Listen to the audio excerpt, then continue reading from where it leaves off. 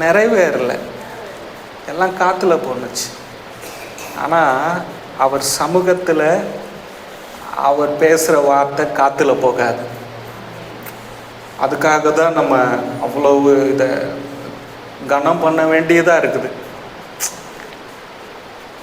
அந்த ஒரே பயத்துக்காக தான் நான், இந்த வசனத்துக்காக தான் நான் உயிர் வாழ்கிறேனே.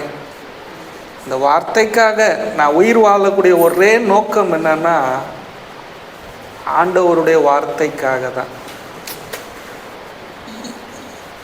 அந்த வார்த்தைக்காக நீங்கள் வாழும்போது உங்கள் வாழ்க்கை செழிக்கும். உங்கள் வாழ்க்கையில் ஒரு நன்மையும் குறைவில்லாத அளவுக்கு இருக்கும். ஆனால் இந்த வெளிச்சம் தெரியாத மக்கள் தான் உழைச்சி மனுஷனை சந்தோஷப்படுத்தி எப்படியாகிலும் வாழ்ந்துடலான்னு நினைக்கிறாங்க. நம்மளும் சின்ன வயசாக இருந்தோம், டீனேஜ் ஆனோம், வாலிப வயசுக்கு வந்தோம், ஒரு தாயாக தகப்பனாக மாறுறோம், இன்னைக்கு பாட்டியாகவும் தாத்தாவுமாவும் மாறி இருக்கிறோம். இவ்வளோ காலங்கள் நம்ம மனுஷன் வார்த்தையை கேட்டோம், மனுஷனை சந்தோஷப்படுத்தணும், வேலைக்கு ஓடணும். ஆனால் நம்ம பக்கத்து வீட்டுக்காரனுடைய வாழ்க்கையோட நம்முடைய வாழ்க்கை சிறப்பாக இல்லையே. இயேசுவை அறியாத மனிதனுடைய வாழ்க்கையை விட ஒரு மடங்கு நம்மளது கீழே தானே இருக்கு. அப்போ இன்னும் நம்ம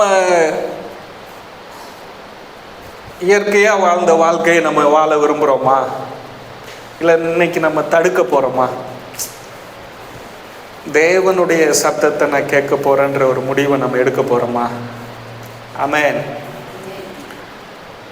பாருங்க, ஆண்டவர் யாரையுமே மனுஷனை கண்ட்ரோல் பண்ணலை. ஏதேன் தோட்டத்தில் என் வார்த்தைக்கு மட்டும் நீ செவி சாய்க்கணும், என் வார்த்தையை தவிர நீ எந்த வார்த்தையும் கேட்டுறக்கூடாதுன்னு ஆண்டவர் ஒரு ரொம்ப கடினமான ஒரு அப்பாவாக இருந்திருந்தார்னா, பிசாசு உள்ளே வராத அளவுக்கு அந்த இடத்த மறைச்சிருக்க முடியும். அவருக்கு அந்த வல்லமை இருக்குது. பிசாசுக்கிட்ட இவங்க பேசாத அளவுக்கு ஒரு மறைவிடத்தை செஞ்சுருக்க முடியும். யோசிச்சு பாருங்க.